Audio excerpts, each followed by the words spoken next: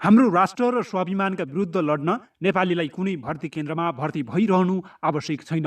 कुनै तालिमको जरुरत पर्दैन। उमेरको हदले छेक्दैन। जुनसुकै आधुनिक हतियारका विरुद्ध सामना गर्ने हतियार निर्माण गर्न हाम्रा आरणहरूको नयाँ रूप नै काफी हुनेछ। नमस्कार। ग्रेटर नेपाल टिभीले तयार पारेको यो न्युज अपडेटमा यहाँलाई फेरि हार्दिक स्वागत गर्दै उपस्थित भइसकेको छु म विवश बुढाथोकी। कृपया यो भिडियोलाई पनि लाइक, शेयर र कमेन्ट गरेर साथ दिनुहोला। दशकौंदेखि भारतले हाम्रो विस्तारवादी र हेपाहा प्रवृत्ति उदाङ्ग पार्दै सयौं ठाउँमा हाम्रो भूमि मिचिरहेको छ।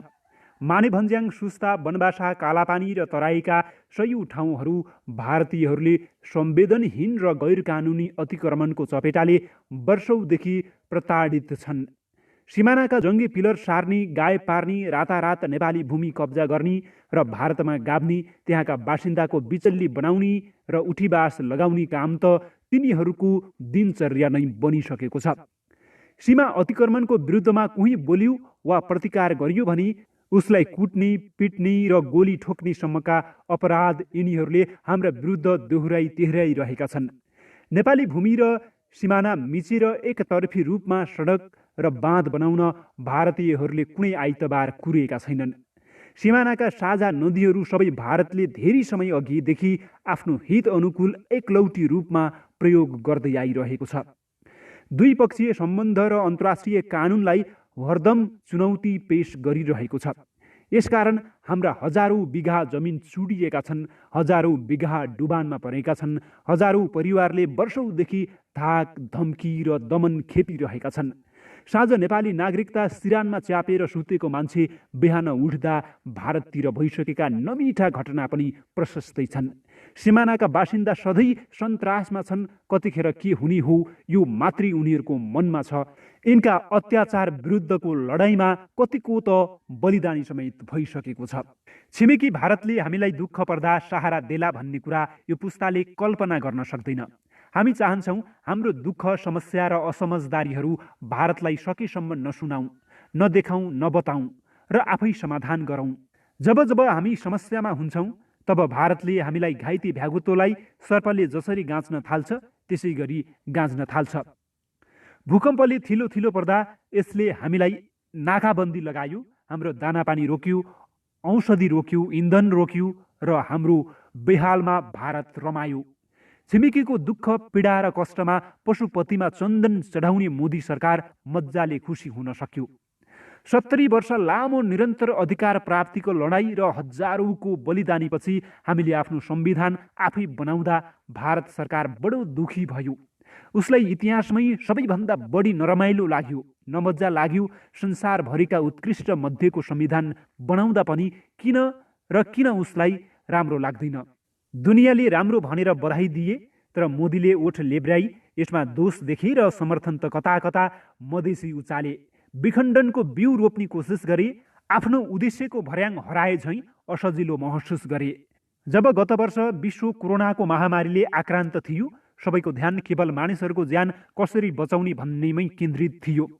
सबैले सक्दो सहयोगको आदान प्रदान गरिरहेका थिए। त्यस्तो विपद र विषम परिस्थितिमा हाम्रो छिमेकी भारतले भने दुई देश बीचका समझदारी, सन्धि, नियम, कानुन र अन्तर्राष्ट्रिय अभ्यासहरूलाई ठाडो चुनौती दिँदै नेपाली भूमि हडपेर एकलौटी रूपमा सडक निर्माण गरेको थियो। यसले उसको विस्तारवादी नीति र हेपाहा प्रवृत्तिलाई अझ प्रष्ट पारेको छ। ठुला राष्ट्रले साना र कमजोर राष्ट्रलाई सोध्नु, सल्लाह गर्नु र सम्मान गर्नु पर्दैन। शक्ति भएपछि बलमिच्याई र ठेलमिच्याईबाटै सबै काम गर्न सकिन्छ। अरू कुनै प्रक्रियाको जरुरत पर्दैन भन्ने सन्देश दिन खोजेको छ र यो विस्तारवादी र हेपाहा राष्ट्रले साना र कमजोर राष्ट्रहरूलाई दिने मौन ललकारको भाषा पनि हो। नेपाली पक्षलाई थाहै नदिई, सल्लाह नगरी धारचुलादेखि कालापानी क्षेत्रको नेपाली भूभाग हुँदै मानसरोवरसम्मको 69 किलोमिटर ट्र्याक खोली उद्घाटन समेत भारतद्वारा एकलौटी रूपमा भएको थियो।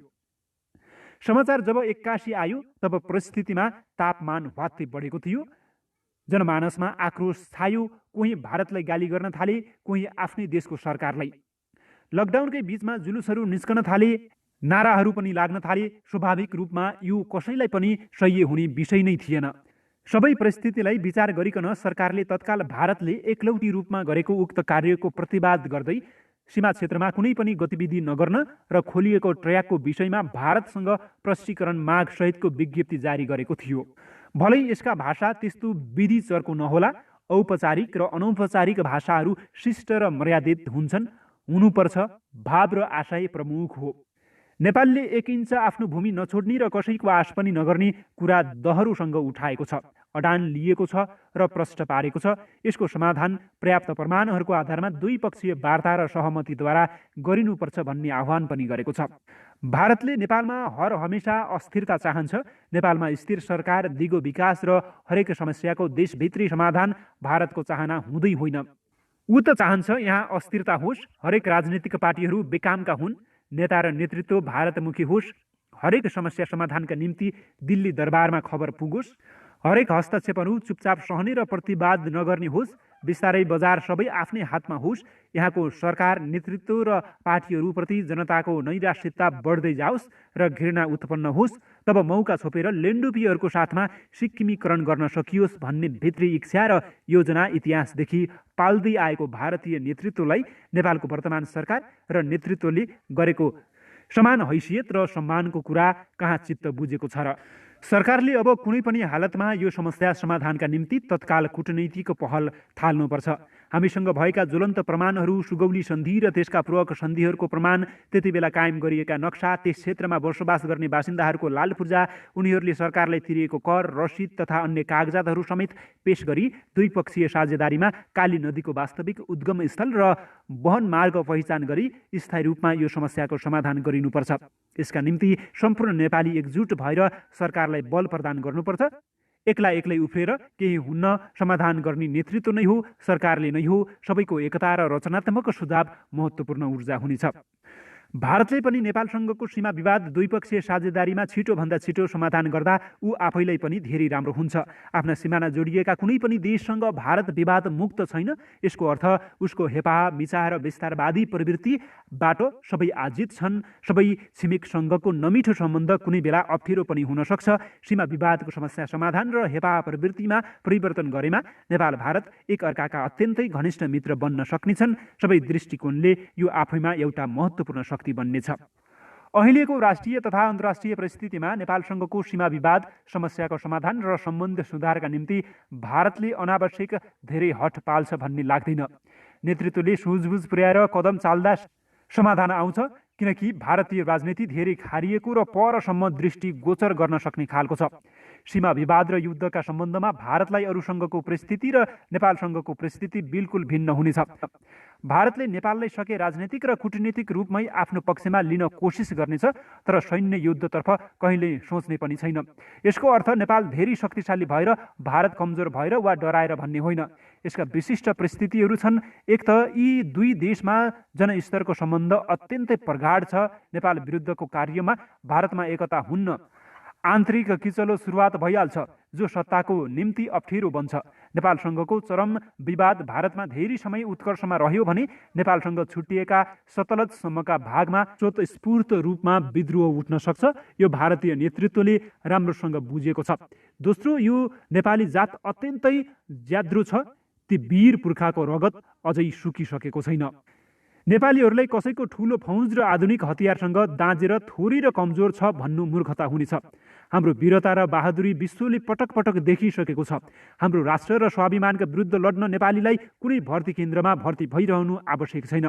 कुनै तालिमको जरुरत पर्दैन। उमेरको हदले छेक्दैन। जुनसुकै आधुनिक हतियारका विरुद्ध सामना गर्ने हतियार निर्माण गर्न हाम्रा आरणहरूको नयाँ रूप नै काफी हुनेछन्। फेरि लड्ने मान्छे भएपछि अहिलेको जमानामा हतियार जहाँबाट पनि आउने छ। विश्वभरि साम्राज्य विस्तार गरेको अङ्ग्रेजले त्यसै नेपाली फौज रोजेन। सैनिकहरू त सबैका लड्छन्, तर नेपालका गैर सैनिक पनि लडे। हट्ठाकट्ठा युवा त लडे, ल मानौँ। यहाँ त वृद्ध र बालक पनि लडे। त्यो बेलामा पुरुष त लडे, महिला पनि उत्तिकै वीरतापूर्वक लडे। तालिम लिएका त सबै लड्छन्, नेपालीलाई त कुनै तालिमको जरुरत पनि नपर्ने। खाएर त सबै लड्छन्, नेपाली त पानी समेत नखाएर पनि देशका निम्ति लडे। हतियारले त सबै लड्छन्, नेपाली त ढुङ्गा, मुढा, खुकुरी, तरबार र गुलिली धनुकानले पनि बम, गोला बारुद र तोपका अगाडि लडे। यो देखेर संसारले चिन्यो असली वीरता भनेको के रहेछ। संसारले देख्यो, बुझ्यो साँच्चै देशभक्ति कस्तो हुँदो रहेछ। यो कुरा भारतले पनि राम्ररी देखेको छ, बुझेको छ। त्यसैले नेपाली सेना कति छ त्यो कुरा होइन, नेपाली त सबै सेना हो, अब जन्मने पनि सेना नै जन्मने हो, हाम्रो राष्ट्र र स्वाभिमानको रक्षार्थ। अर्को महत्त्वपूर्ण कुरा, भारतीय स्थल सेनाको एउटा महत्त्वपूर्ण माग गोर्खा रेजिमेन्ट पनि हो। नेपाललाई आक्रमण गरेर आफ्नो त्यत्रो ठुलो शक्तिलाई नाराज पार्न भारत कुनै पनि हालतमा चाहँदैन। हिरोसीमामा जस्तो खरानी बनाउने यहाँ चान्सै छैन, किनकि नजिक हान्दा आफूलाई नै हानिकारक। टाढा हान्ने चीनतिर चुहिन्छ, ऊ पनि शक्ति सम्पन्न छ, प्रतिकार गरिहाल्छ।